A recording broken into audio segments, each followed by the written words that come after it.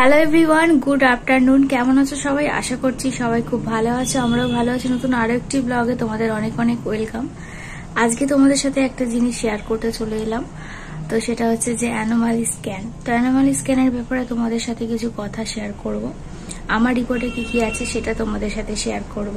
তোমরা অনেকেই যারা প্রেগনেন্ট আছো তাদেরকে তো অবশ্যই এই স্ক্যানটা করতে হবে, কারণ এটা হচ্ছে বেস্ট একটা স্ক্যান বলতে পারো, যেটা প্রেগনেন্ট মহিলাদের করতেই হয়। আর এর বাজেট সম্পর্কে অনেকে অনেক রকম কথা বলে থাকে। তো আমার কতটা কি খরচা পড়েছে এটা করতে, আর এই রিপোর্টটা ঠিক কেমন এসছে সেটাই তোমাদের সাথে শেয়ার করব। আর কত উইকে এটা দেয় সেটাও অবশ্যই শেয়ার করব।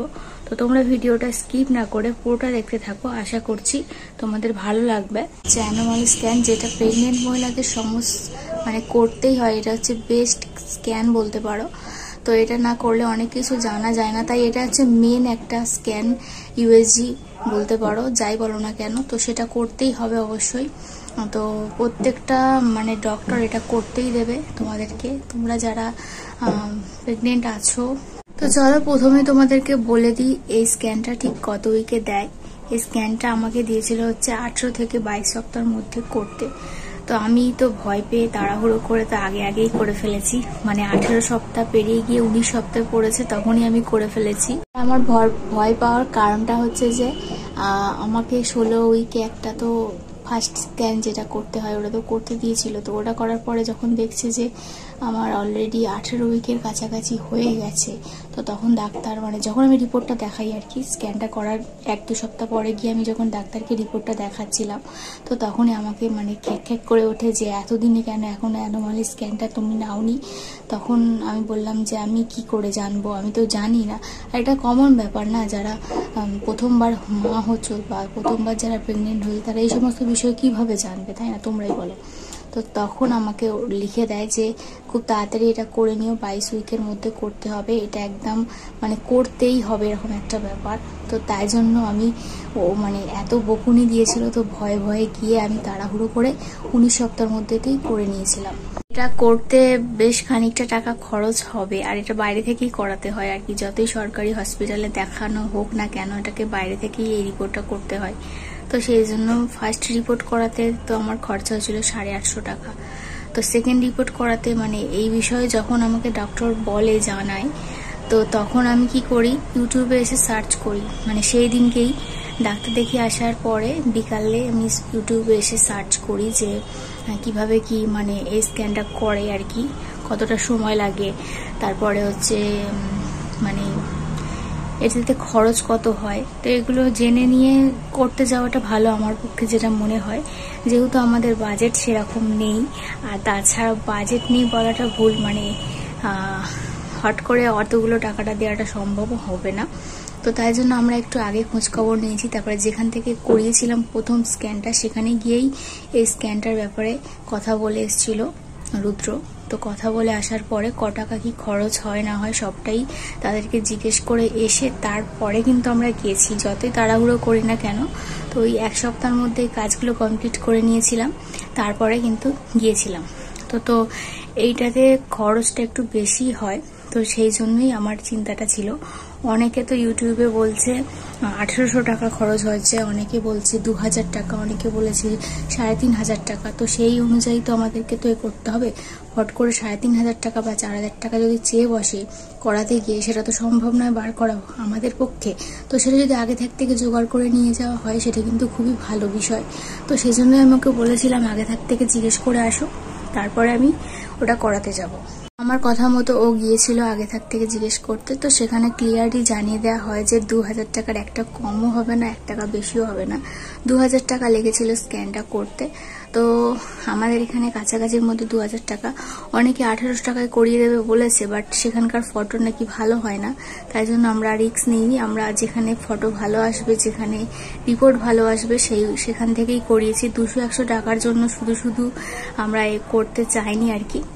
তো তাই জন্য পুরো 2000 টাকা দিয়ে স্ক্যানটা আমরা করিয়েছি। তোমাদেরকে তো বলেই দিলাম যে স্ক্যানটা করতে কত খরচ হয়, আর স্ক্যানটা ঠিক কখন ডাক্তার লিখে দেয়, কখন করতে হয়। আর এই স্ক্যানটা করা ম্যান্ডেটারি, অবশ্যই সবাই করিও। এই স্ক্যানটা তে অনেক কিছু বোঝা যায়।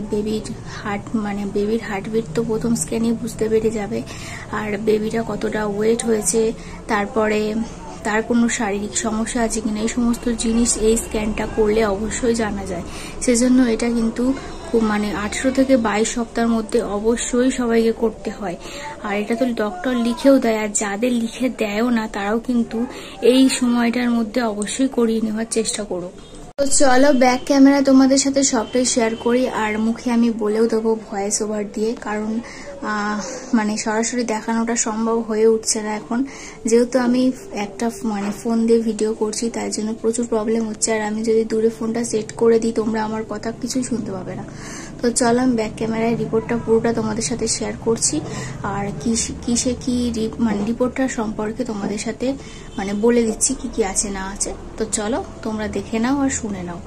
তো চলো দেখে নাও। তো দেখো, তোমাদেরকে যেরকম ফার্স্ট আমি ইউএসজি রিপোর্টটা দেখিয়েছিলাম ঠিক যেমনটা ছিল, এই রিপোর্টটাও কিন্তু ঠিক তেমনই এসেছে। আমার নাম, কোন জায়গা থেকে করেছি, তো সমস্তটাই, আর ডেট ফেট যা সেদিনকে ছিল সমস্ত কিছু দেওয়া আছে। আর এখানে যেরকমটা প্রথমে লেখা ছিল আমার সিঙ্গেল অ্যাক্টিভ লিভ, তো এই সমস্ত কিছু দেওয়া আছে।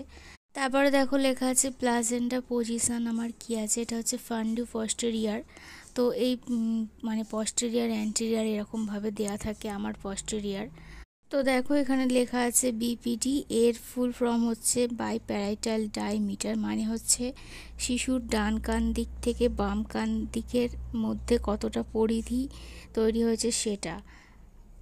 তারপরে দেখো এখানে শর্ট ফর্মে লেখা আছে এইচসি। এইচসি মানে হলো হচ্ছে তোমার মাথার পরিধি আর কি, শিশুর যে মাথাটা আছে সে মাথাটার পরিধি ঠিক কতটা, তো সেটাই দেওয়া আছে। এগুলো সমস্ত কিছু সেমিতে দেওয়া থাকে। আর তোমরা তো দেখতেই পারছো যে আমার বেবির এগুলো কতটা পরিমাণে আছে, কতটা সেমিতে আছে, দেখতেই তো পাচ্ছ।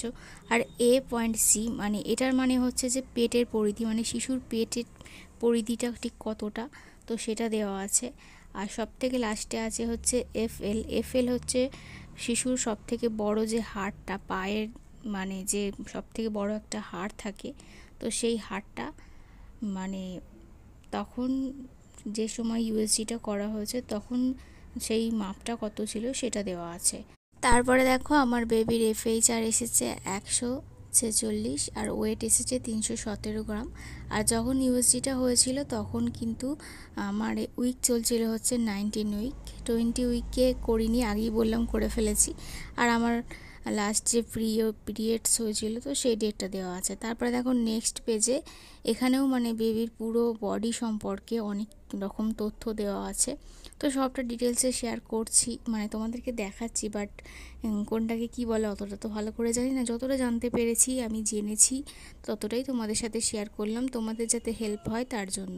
আর এই সমস্ত রিপোর্ট অন্তত সামনের দিকে যে পেজটা তোমাদেরকে দেখালাম, তো সেই রিপোর্টটা অন্তত তোমাদের জানাটা অবশ্যই করে দরকার। কারণ আমি তো সরকারি হসপিটালে দেখাচ্ছি, তো সেখানে প্রাইভেট তো দেখাচ্ছি না। তো আমার পক্ষে এই বিষয়টা জানাটা ভীষণই দরকার, কারণ এমন অনেক জিনিস আছে যেগুলো ওরা কিন্তু আমাকে বলছে না যে রিপোর্ট কেমন এসছে বা কী এসছে। ওরা জাস্ট রিপোর্টটা নিজেদের মতো করে দেখে মেডিসিন লিখে দিচ্ছে। তাই তোমরা যারা সরকারি হসপিটালে দেখাচ্ছ তাদের কিন্তু এই রিপোর্টগুলো জেনে নেওয়াটা দরকার যে কোনটাকে কি বলে, তাহলে কিন্তু নিজেরাও একটু রিলিফ পেতে পারো, যেরকমটা আমি করছি।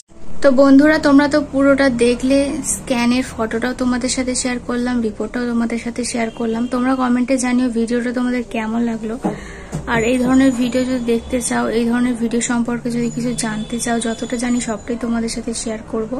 যদি কিছু জানতে চাও অবশ্যই কমেন্ট বক্সে কমেন্ট করতে পারো। আর যদি ভিডিওটা কিছু ভালো লেগে থাকে তাহলে যদি চ্যানেলে নতুন হয়ে থাকো চ্যানেলটিকে সাবস্ক্রাইব করে আমার পাশে থেকো। আর আস্তে আস্তে তো অনেক কিছুই তোমাদের সাথে শেয়ার করছি। তো যত দিন যাচ্ছে তো শরীরটা খারাপই হচ্ছে, ভালো হচ্ছে না, কাছাকাছি একদম ডেলিভারির সময় তো হয়ে এসছে, সেই জন্য তো তাই জন্য যতটা পারছি তোমাদের সাথে ভিডিও দেওয়ার চেষ্টা করছি। তো তোমরা আমার পাশে থেকো এভাবেই, যাতে পুচকুকে নিয়ে খুব তাড়াতাড়ি তোমাদের সাথে ভিডিও তোমাদেরকে দেখাতে পারি, ভিডিও করতে পারি। তো একটু কি বলবো, তো চলো তোমরা আমার সাথে থাকো, আমার ভিডিওগুলো দেখো, আশা করছি ভালো লাগবে।